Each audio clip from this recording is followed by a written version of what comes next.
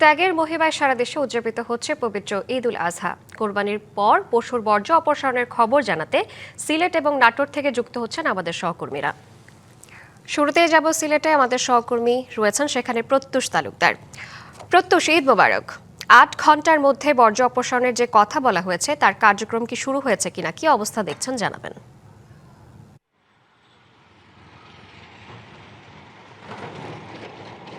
ধন্যবাদ। আমি এখন রয়েছি সিলেটের কাজিরবাজার ব্রিজের দক্ষিণ প্রান্তে।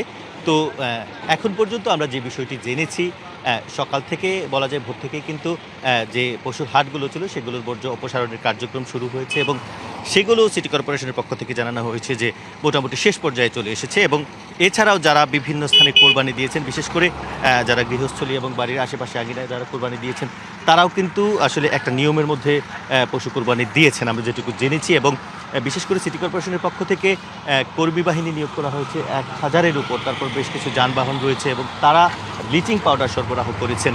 এবং আমরা আরেকটি জিনিস দেখেছি, তারা কিন্তু এক ধরনের ব্যাগ সরবরাহ করেছেন পরিবেশ বান্ধব, যে ব্যাগের মধ্যে আসলে সেই যে বর্জ্যগুলো সেগুলো জমা করে রেখেছেন নাগরিকেরা। তো একটু আমরা সকাল থেকেই বিভিন্ন স্থানের যে চিত্র দেখেছি, আমরা দেখেছি যারা কর্মী রয়েছেন তারা কিন্তু নিরলসভাবে কাজ করছেন এবং তারা সিটি কর্পোরেশনের কর্মকর্তা এখানে আমাদের সাথে রয়েছেন।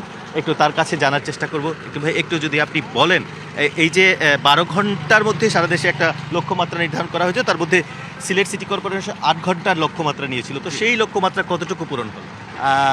আসসালামু আলাইকুম।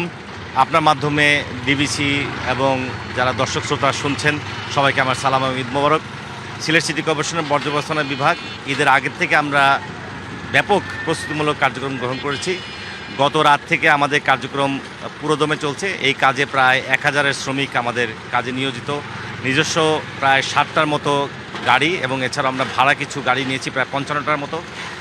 এবার আমরা সিটি কর্পোরেশন যারা কোরবানি দিচ্ছেন সবাইকে আমরা পচনশীল ব্যাগ দিচ্ছি।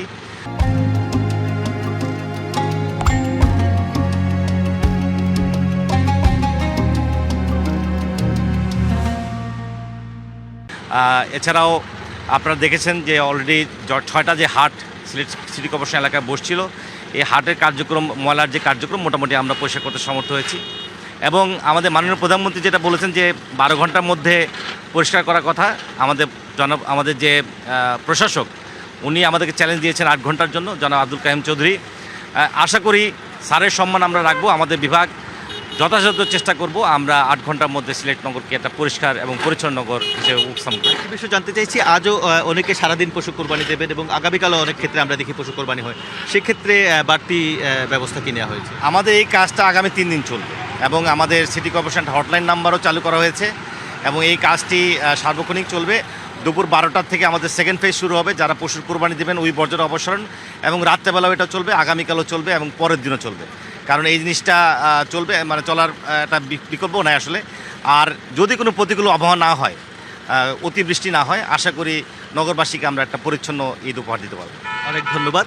নিশ্চয়ই শুনছিলেন তারা যে লক্ষ্যমাত্রা নিয়েছিলেন 8 ঘন্টার ভেতরে বর্জ্য সিটি কর্পোরেশনের বর্জ্য অপসারণের, সেই বিষয়টি কিন্তু তারা লক্ষ্যমাত্রা বলা যায় তাদের ভাষ্য অনুযায়ী তারা পূরণ করে ফেলেছেন। আমরা দেখেছি বিভিন্ন জায়গায় আসলে এই কার্যক্রম চলছে এবং এছাড়াও আজ দিনব্যাপী বিভিন্ন স্থানে পশু কোরবানি দেওয়া হবে, আগামীকালও পশু কোরবানি দেওয়া হবে। যিনি আসলে কর্মকর্তা এইমাত্র যিনি জানাইলেন আমাদেরকে, তো সে ব্যাপারেও তারা ব্যবস্থা গ্রহণ করে রেখেছেন। মোট কথা বলা যায় গেল কয়েক বছর ধরেই আমরা দেখেছি সিলেট নগরীতে যে কোরবানির পশুর হাট যেগুলো থাকে, এর বাইরেও হাটের আগ মুহূর্তে যে রাস্তাঘাটে একটা ভিড় হয় এবং সেখানে পশু কেনাবেচা হয়, সেই জায়গাগুলো কিন্তু এরই মধ্যে পরিষ্কার করা হয়েছে। তো সব কিছু মিলিয়ে আমরা দেখেছি অত্যাধুনিক যন্ত্রপাতির ব্যবহার করা হয়েছে এবং যারা শ্রমিক রয়েছে তারা কিন্তু নিরলসভাবে কাজ করছেন। অন্তত তারা একটি বিষয় নিশ্চিত করছেন যে সিলেটে বর্জ্য ব্যবস্থাপনার যে বিষয়টি সেটি যেন আসলে ঈদের আনন্দের সাথে সাংঘর্ষিক না হয় এবং নগরবাসী যাতে পরিচ্ছন্ন পরিবেশে ঈদ উদযাপন করতে পারেন, সেই বিষয়টি তারা একটি চ্যালেঞ্জ হিসেবে নিয়েছেন। এই হচ্ছে সিলেটের পরিস্থিতি। প্রত্যুষ, আপনাকে ধন্যবাদ। নাটোরের বর্জ্য অপসারণের আরো খবর জানাতে যুক্ত হয়ে রয়েছেন আমাদের সহকর্মী পারিতোষ অধিকারী। পরিতোষ, আপনাকে ঈদের শুভেচ্ছা জানাচ্ছি। বর্জ্য অপসারণের কার্যক্রম শুরু হয়েছে কিনা নাটোরে জানাবেন আমাদেরকে বিস্তারিত।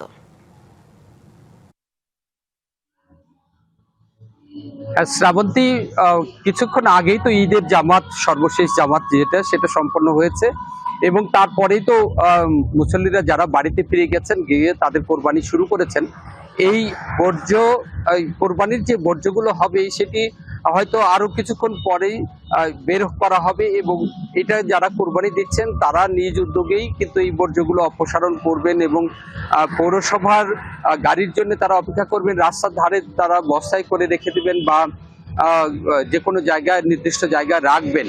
এবারে কিন্তু মাইকিং করা হয়নি যে তারা কিভাবে বর্জ্যগুলো অপসারণ করবেন। অন্যান্যবার মাইকিং করা হয় যে তাদের বর্জ্যগুলো কিভাবে তারা অপসারণ করবেন এবং কোথায় রাখবেন, কিভাবে সেই বর্জ্যগুলো সেখান থেকে অপসারণ করা হবে, মাইকিং কিন্তু করা হয়। এবারে সেটি করা হয়নি। তার ফলে আমরা যে কয়েকজনের সাথে কথা বলে জেনেছি, তারা কিন্তু বলেছেন যে এবারে নির্দিষ্টভাবে কোনো রকম নির্দেশনা নাই, কিন্তু আমরা নিজেদের উদ্যোগেই এই বর্জ্যগুলো অপসারণ করে বিভিন্ন স্থানে রেখে দেবো পৌরসভার গাড়ির জন্য। পৌর কর্মকর্তার সাথে আমি কথা বলেছি, তিনি জানিয়েছেন যে তাদের গাড়িগুলো প্রস্তুত রয়েছে এবং নির্দিষ্ট সময় অর্থাৎ 24 ঘন্টার মধ্যেই তারা পৌরসভার সমস্ত বর্জ্য অপসারণ করবেন এবং নির্দিষ্ট স্থানে তারা কিন্তু এটা ডাম্পিং করবেন বলে আমাদের জানিয়েছেন। কিন্তু এর মধ্যেই যে ব্লিচিং পাউডার ছেটানো আমরা কয়েকটা জায়গায় দেখেছি, কোরবানি হয়েছে সেই জায়গায় রক্ত পড়ে রয়েছে এবং সেটা রোদে ইতিমধ্যে শুকিয়ে গেছে। আপনারা দেখতে পাচ্ছেন যে একেবারে ঝলমলে রোদ এবং প্রচন্ড গরম পড়েছে। এর মধ্যে এই রক্তগুলো শুকিয়ে গেলে দুর্গন্ধ ছড়াতে শুরু করবে, কিন্তু পৌরসভার কাউকে আমরা মাঠে দেখিনি। আর আমাদের নাটোরের সবচেয়ে বড় চামড়ার আড়ত, যেখানে চামড়াগুলো আসা শুরু হবে আর ঘন্টা খানেকের মধ্যে এটা চামড়া আসা শুরু হবে, সেই চামড়া থেকেও কিন্তু অনেক বর্জ্য যেগুলো পড়ে সেগুলো গর্ত, সেগুলো একটি সকল আড়ত তারা বস্তায় করে পুড়ে রাখে এবং পৌরসভা গাড়িতে করে সেগুলো তুলে নিয়ে যায়। এবং পৌরসভা জানিয়েছে যে তারা একটা ডাম্পিং স্টেশন তৈরি করেছে, সেখানে বড় গর্ত তৈরি করা হয়েছে, সেই গর্তে ফেলে দিয়ে তারা সেগুলো মাটি চাপা দেবেন, এমনটি জানিয়েছেন আমাদের। শ্রাবন্তী। পরিতোষ, আপনাকে ধন্যবাদ।